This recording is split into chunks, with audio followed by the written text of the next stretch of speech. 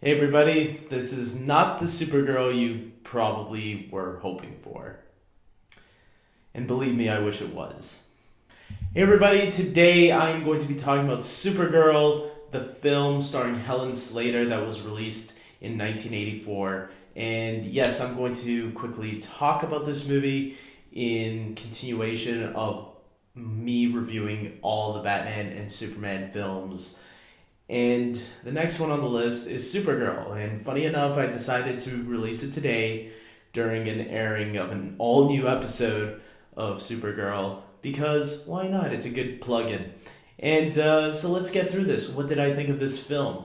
Straight off the bat, this is one of the worst Superman related films ever made. And I'm not even joking on that. Like, if you guys thought Superman 3 was bad, Superman 3 has enjoyable moments. If you thought Superman 4 was bad, at least Superman 4 you could laugh at how bad it is.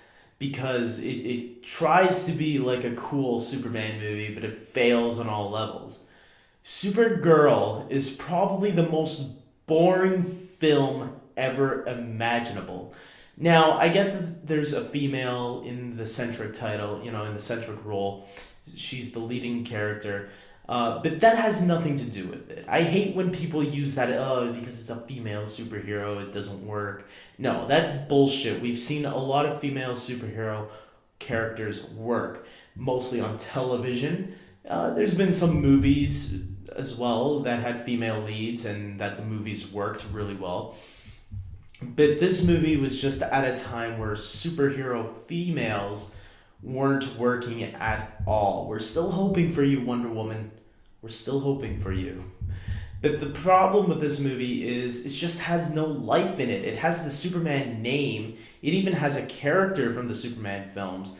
But it's just no soul.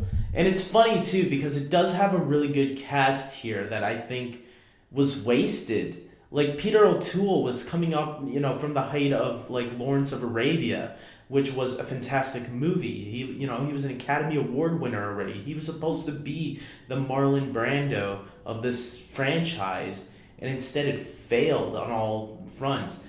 They have these villains, Selena or whatever her name is, Selena Gomez. I don't care what you want to call her.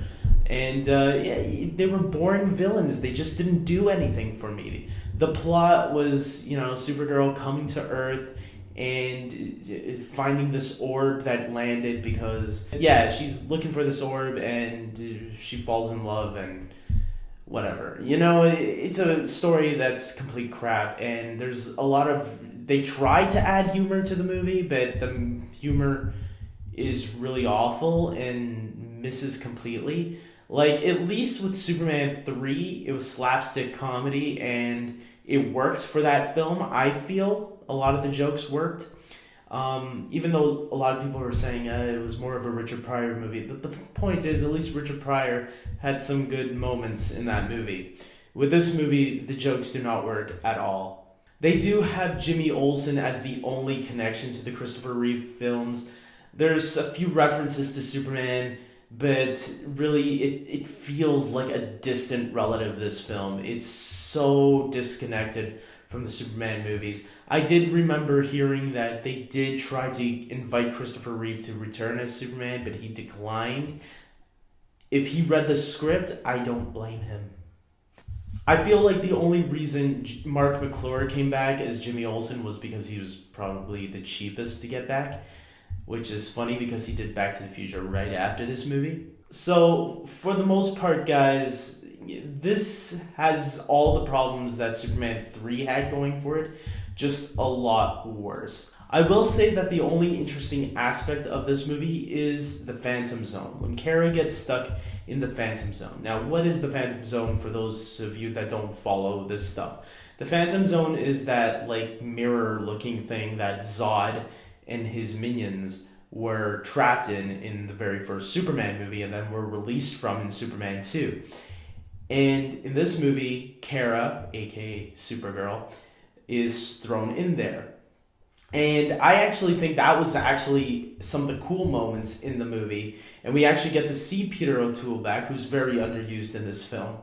And a lot of the stuff in there is actually pretty cool. I like that stuff. I wish the whole movie took place in the Phantom Zone. It probably would make for an interesting movie about Supergirl trying to survive in the Phantom Zone, you know? But unfortunately, we got a boring love story because that's all females are good for back in the 80s. Only to be the love interest of a guy. Hey, I wouldn't have any problems with that. I should also mention that Helen Slater's performance as Supergirl should not go overlooked.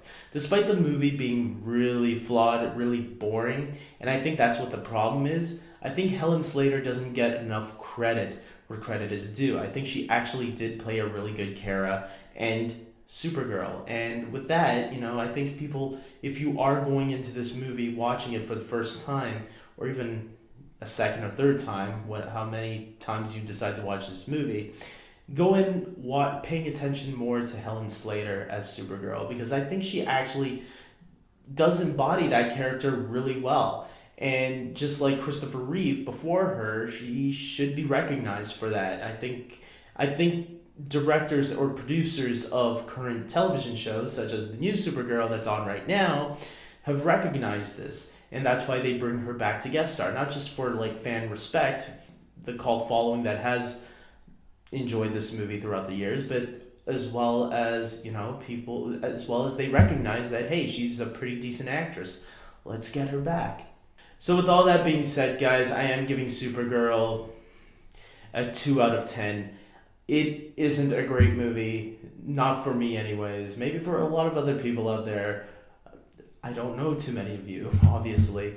But yeah, I'd say if you're a fan of the current TV show Supergirl, I don't know, give it a shot if you want to see how, female superheroes were perceived back in the early 80s. And, or if you're a fan of the new Supergirl movie in general and you want to just check out something that's Supergirl related, even though it has nothing to do with the new Supergirl show, which I think is a lot better. If you want to see a lot better version, stick with the TV show. But, yeah, that's all I gotta say, guys. So until next time, the worst movie ever made is coming up next, Catwoman. Pray for me.